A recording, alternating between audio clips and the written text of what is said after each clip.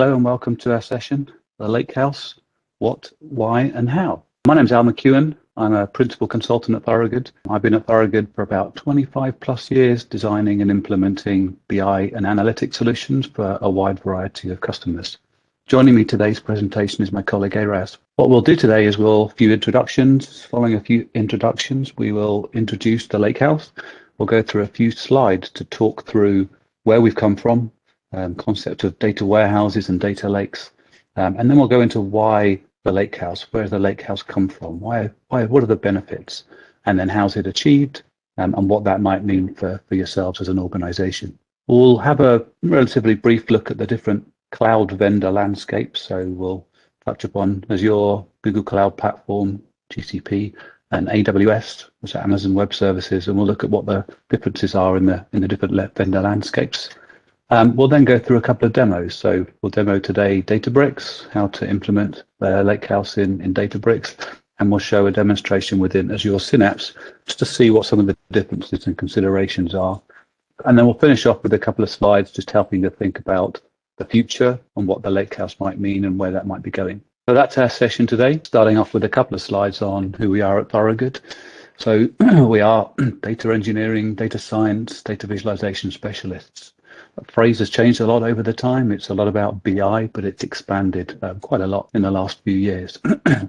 We're quite customer oriented in how we manage the technologies that we work with, very focused on helping our customers to focus on what it means for a business, that business goal orientation, and using technology to solve business problems, using technology to help companies to orient to data, understanding data, working with data, and making what data work with for your business needs. We operate globally. We operate with a wide variety of mostly Fortune 500 companies, helping those companies firstly to work out what is the strategy. How do you use the tools and technologies to apply and improve a business? We do a lot of development of solutions, and then often we either support those solutions ourselves or we hand those over to our clients to support going forwards. We work with a wide spread of technologies. Today, we're going to focus in more on Databricks and Microsoft, but we work with a spread of back-end data management technologies and reporting technologies to best effect. Just a few of them to put up on screen here just to give you a sense of that. I'm now going to hand over to Araz, who's going to take you through the next few slides, introducing the Lakehouse, what, why, and how. Thank you, Al. I will now be introducing the Lakehouse. To fully understand the Lakehouse, it's imperative really to first understand the recent history and the ways in which data has been managed. We start with data warehouse concept, which has existed since. It was developed in order to use data warehouse as a database that sits on top and acts as your organization's single source reporting on a data warehouse as traditional business intent. Given the rapid availability and application of asset transactions and the schema enforced data structure, the warehouse is well known for its enforced good governance and ease of keeping data in line. Data warehouses are also known for use of familiar query languages. Common query languages such as SQL are well supported, and analysts can make use of the skills that they already have in these query languages. More recently, data warehouse have been available as cloud versions, which brings along with it the added benefits of lowering costs and complexity. As the volume of data continues to increase and the data formats which are generated are changing, we have seen the need for cheaper approaches to store all sorts of data, which brings us to data lakes. A data lake is similar to a data warehouse in the sense that it is also the central data storage layer. However, it can store even unstructured or semi-structured data, which is in contrast to the data warehouse. This is because data lake uses schema on read principle, which essentially means that there is no need for a predefined schema into which a data needs to be tailored before being stored. Instead, the data gets adapted into a schema when it is getting processed. It is also a lot cheaper to use data lake to store the data, as they are stored on inexpensive and scalable hardware, which means that you don't really have to worry about the storage capacity. And you can see the attraction of this approach. Since it is cheap to store large volumes of data, you can store everything. And by using open formats that are shared across the different technical platforms, it is possible to connect to the data with a wide variety of tools, ultimately allowing you to perform data processing or run advanced analytics that really do need this kind of volume of data and compute availability. So we can see that there are quite a few advantages that data lake has over data warehouse, and yet it has created challenges for traditional BI. While it is suitable for storing data, data lake lacks critical features. For example, they do not support transactions, they do not enforce data quality, and so on. The advantages of data warehouse were built up through intentional software design decisions, whereas the data lake functionality really happened to support an explosion in data and technology. And thus, the former is rigid, structured, and has good data governance, whereas data lakes are flexible, unstructured, and requires better knowledge of the various data types and their relationships. And that is why many organizations have a data ecosystem consisting of both a data lake and a data warehouse. The data lake serves as the landing zone and source of truth, while the data warehouse is utilized for use cases such as BI reporting. The downside is that this architecture can require complex pipelines to move data between the lake and the warehouse, resulting in kind of a lag between data landing in the data lake and being copied to the warehouse. Also comes with the extra cost which are required to maintain these complex pipelines and can lead to creating copies of data, which means that there are multiple sources of truth and it's a data governance and security mess. And that's where we have Data Lakehouse, a unified approach for all use cases from business intelligence to artificial intelligence.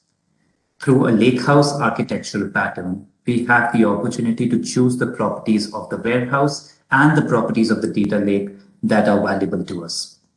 It's a unified data architecture that implements warehousing functionality over open data lake file formats.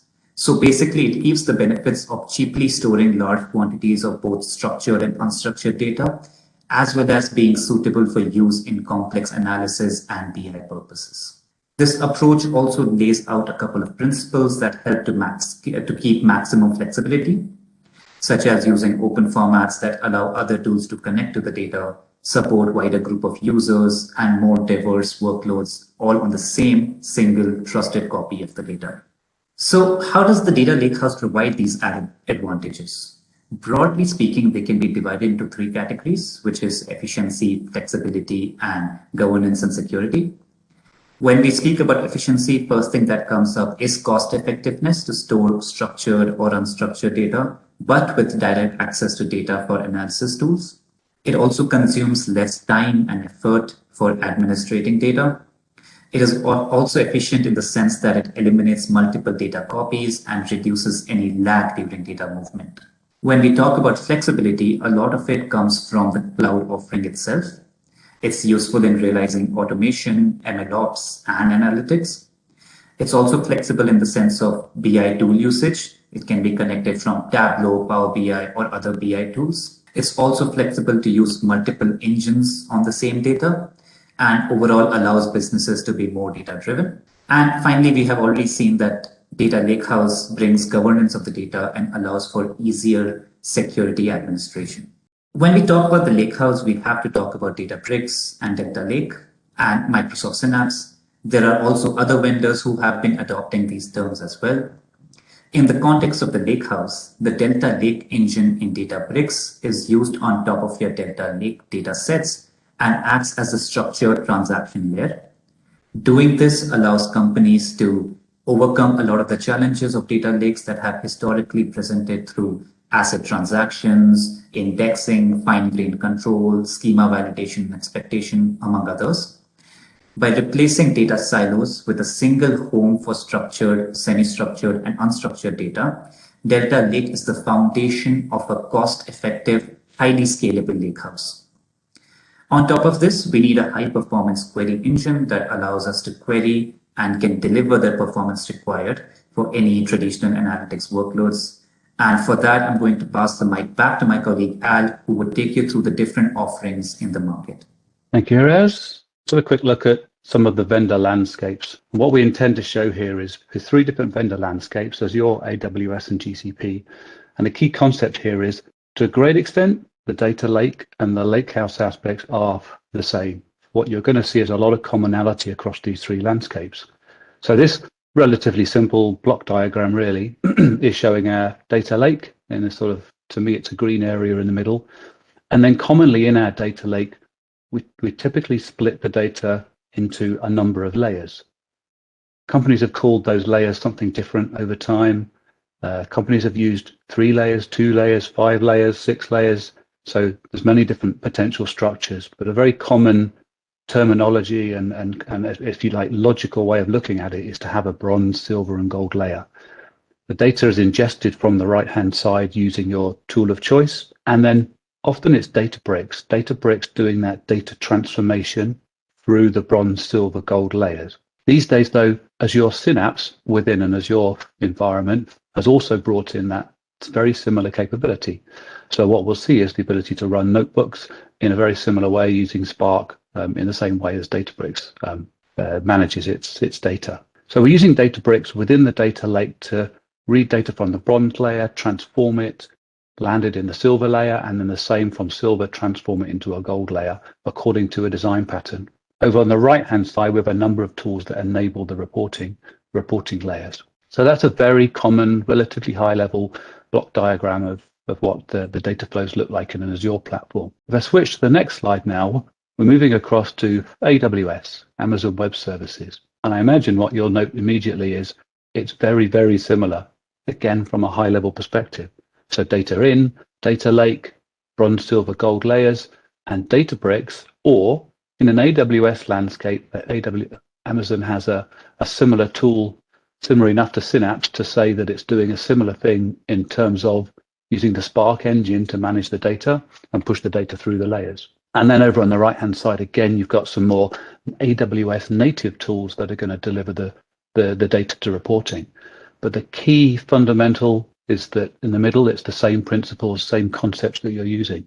If we switch across to GCP now, I almost don't need to describe it. It's following the same pattern. What we're showing here is you can use a tool like Databricks. If you use Microsoft Synapse, it'll be different, or Amazon EMR, it may be different. But you can use the same tools whichever cloud platform you're on. Some real benefits to that, such that if your company adopts multiple platforms or moves from one platform to another, then if you pick if you pick certain technologies, the right one or not, then you'll be able to reuse that code and most easily transform or migrate from one platform to another.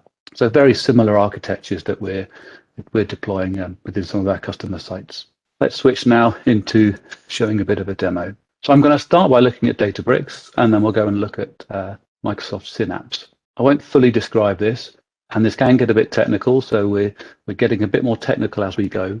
So hope you'll bear with us, showing you, trying to focus on just the concepts really rather than some of the technical things under the covers. Within Databricks here, we've got a notebook, and in this notebook, we're writing code. It's the code here that is doing the data management, reading from, let's say, the bronze layer and writing to, let's say, the silver layer. I'm going to skip through these first aspects because kind of setting up the process. What I'm going to do is I'm going to run this command cell. What this is showing is that we have a number of files within our data lake. Within a Delta environment, for those that are at least partially familiar with this, within a Delta environment, we have the same Parquet files. So it's the same file storage structures that are used pre-Delta.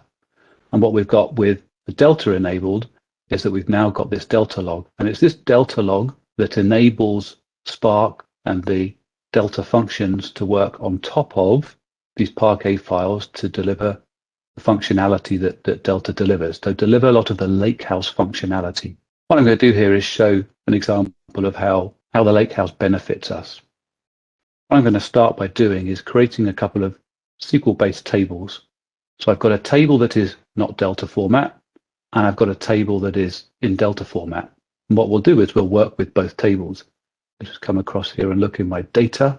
I can see I've now got these two tables created. One's using Delta format and one's not using Delta format, just to demonstrate some of the concepts. Pre-Delta, when we were using Parquet, actually we'll just start off by looking at both of these data sets. If I run both of these commands, we'll see that both of these data sets are the same. We're showing a list of brands. Actually, there's 10 rows, we're seeing 7, but we're seeing that these data sets are the same, just an evidence that we're starting from the same point. The next command is going to try and do a delete, and we're going to try and delete data from our non-Delta data set. And there's an error. We can't delete. So previously, before Delta, before the Lakehouse, we weren't able to issue what were relatively simple delete statements, the type of statements we would have been issuing on SQL data warehouses, SQL-based data warehouses and databases for the last n years. We move to the data lake, and now we can't issue a simple delete. Now, if we now come to the Delta table, what the Lakehouse is enabling us is to do that delete. We just run that command. It will say one row affected. It hasn't errored, so it's actually deleted our data. It's deleted our data. What Delta has done actually in the background is it's marked a record as deleted. It hasn't actually deleted our data, but it's marked it as deleted. And that's how Lakehouse can get increased speed, and it can give us this delete capability that we used to have in data warehouses. In a similar way, I'm going to try and update a set of records from our non-Delta table. And again, we get an error. Doesn't allow us to do it. Again, something that's very simple within a SQL database or data warehouse. On our Delta data set, we can achieve that. There's no error, 8 rows affected, and we've managed to issue an update. Again, Delta is managing that with the Parquet files in the background, but it's managing it by not actually opening a massive file, changing it and rewriting a massive file. It's managing that by marking records as no longer current and inserting new records with the changed data sets. So it's being a bit cleverer than we used to have to write when we were working on top of non-Delta, so non-Lakehouse data sets. So those are just two very simple examples of concepts that were very easy within a data warehouse or database that we weren't able to do in a data lake until the introduction of the Lakehouse and the Delta file format. If I issued a select statement now on my Delta and non-Delta tables, we'll see the effect of the differences. So here's the non-Delta table showing the record that I deleted and the record that I changed because those two commands failed. And then within my Delta data set, we can see the rem record has changed to that one, and whatever that record was at the top, the numeric record has gone. So just again, just a bit of evidence to show that it did work as expected. Something else that the Lakehouse and the Delta formats enable us is to describe what's happened. I'm not going to run it on the non-Delta one. I think you get the concept. That would fail. Within Delta, so within the Lakehouse file format, what we've got here is the ability to see versions of history. Version 0 is our initial, so that's our initial write. Version, got a 1 there, not quite sure. I think maybe I wrote it and then I wrote it again accidentally, but version 2 there was our delete statement, and version 3 there, that's where I'm reading the version from. Version 3 is our update statement. So the Delta file format is keeping a log, keeping a track of what we've actually done on the data, when we did it and who did it. So that's me. Again, that's useful. And Delta can use that by what Databricks and Microsoft call time travel. So we can look back in time. So if I go and look at version 0, my initial version, look at the data, run that command, I'm sure you can imagine what's going to happen. We can see the record that was deleted and the record that was changed because we're back at our original version. If I then pick off maybe version, I'm going to skip version 1, so version 2 and then version 3. So look at as of version 1, we'll see that numeric record at the top. We will not see that record, which was the record I deleted. Oh, I said skip 1. It's record 2. The version 2, we'll see the numeric record at the top has gone as we issued the update statement. And we'll look at version 3, use myself, and we'll see that that 3M record has changed. And so we've got the ability to go back through time, this idea of time travel. We can go and look at the history of data. As I'm sure you can imagine, if you're storing that history, if you're storing all the changes, then the file can grow significantly. The tools have the ability to vacuum. The concept is vacuum here, so it's clean out a certain length of history of data. So we can clean out all of our history, retaining just the latest records if we want, or we can retain the latest 10 hours or 3 days of records. So we can manage the sort of size of the history. So those are pretty useful, really useful things that we've added within the Lakehouse. What I'm going to do now is switch to Synapse and show a few concepts. So in the Synapse environment, we have the ability to link to our data warehouse. Link to our data lake. Here I have a data lake that of structures, and I have this is actually called a container, a curated container, simulating a bunch of curated data. And within this container, I have a number of folders storing files. Within those, and there you can see these are the similar Parquet files that we've just been looking at. Within this environment, we can directly access the data.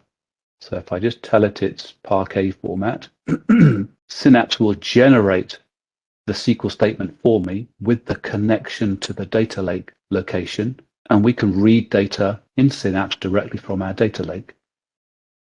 There we go. Now we can see data. And then further than that, within our data warehouse, within our Synapse SQL data warehouse, what we can do is we can create more permanent objects, so external tables. Just like tables of data loaded into the database, we can have the concept of a tabular structure that is reading directly from the data lake.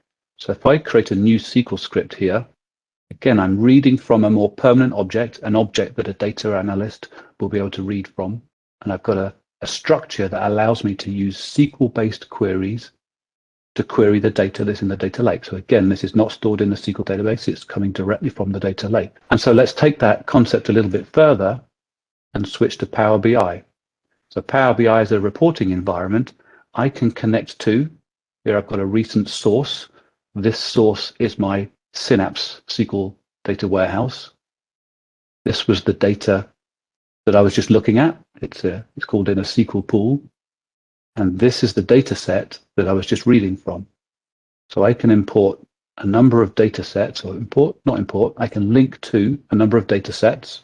So from an end user analyst perspective, you're using a familiar Power BI tool to sit on top of a layer. I don't know where the data is. I don't need to know where the data is. I'm doing something that's very familiar to me.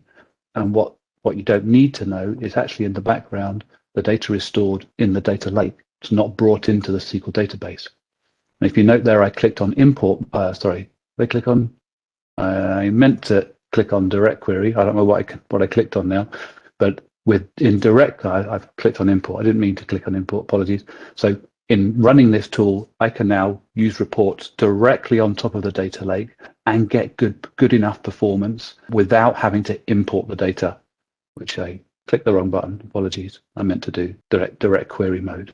So then you're reporting directly on top of the data lake without needing to store the data into a data warehouse. Let's switch back to the slides just to show a few final slides. There are plenty of technical aspects that go into enabling the data lakehouse. Firstly, the concept of partitioning. So we need to be able to structure our data in a really effective way to get performance. Data is not stored in SQL databases, which is optimized for data retrieval. It's using files stored in a data lake and the Spark engine to retrieve those files. And so we have to help the engine to retrieve the data in with good performance. Partitioning is one of those things. Time travel is something that we've seen both Databricks and Microsoft implement, and I expect, as more vendors come online, they'll be doing a similar thing. When we were changing data, we were writing back new files into the data lake. So as the number of files grow, we need to be able to optimize the size of those files. Lots of little tiny files take a long time to read. So there is automatic data file size optimization built into the platform, and plenty of other sort of common things that all of the vendors are managing with. And then you've got a number of specific optimizations or capabilities that are being built out by each of the vendors. I won't necessarily go into these. Feel free to ask us if you want more information. They can get quite technical, a bit technical for this session, but each of the vendors are doing their own things to optimize and help to manage that performance and enable even greater scale. So where is this going? Where do we see the future of this? Well, a key aspect that we've demonstrated there is the ability to report directly out of the data lake. So we're therefore removing at some point, but at least at this point, reducing the need for a data warehouse. Right now, getting performance can be a challenge. You need to be able to implement the right tools and technologies and levels of complexity of calculation to manage that, but it is possible to remove a data warehouse. Having done that, that then reduces the number of layers that we're managing as an IT organization, therefore reducing the amount of cost that's going into that. reducing the amount of compute costs, so the cost to deliver the data, reduces the amount of time to delivery. So when data lands in the data lake, to be able to see that data in reports, that time is reduced, I'd say significantly reduced, and a few other things that help you to manage the data. What we're seeing with Delta Lake and the Lakehouse implementation is that many of the code concepts that we used to have to write a lot of code to manage is being better automated for us, and it's simplified. So that means that as developers, we can take advantage of what the platform is doing and automating for us. That's got to be a benefit, reducing the amount of support that we have to apply to the code and reducing the time to deliver when we're implementing solutions. One of the things to bear in mind, though, is that right now, and in the future, who knows, the number of options that we've got has increased. So the Lakehouse now has added another potential design pattern to our already data warehouses, and we were already thinking about, do we need a data warehouse, or is the database enough? The number of options, and there's more, I won't go through them all here, but there's a number of design pattern options now that just increases further and means that you do have to think about it. You do have to still work to get performance from the data sets. So how do you get started? Well, we offer a number of potential programs that you're welcome to come and talk to us and sign up on. We help companies to just a general technology overview. What do you have? Where are you? What are you thinking? What are you trying to do with that? So we offer a number of technology overviews to help you to think about and how you can apply these design patterns. We offer many free hands-on introduction days, or hard days, sessions that allow you to work with Databricks in a guided session, so you can get your hands on and get to work with the tools and understand what it can do. And it gives you a chance to talk to our consultants as well as Synapse. We have Synapse guided sessions, and we do the same with other technologies as well. And then if you're into ML and data science, then we run a number of hackathons. I hope that was useful. Thank you for listening.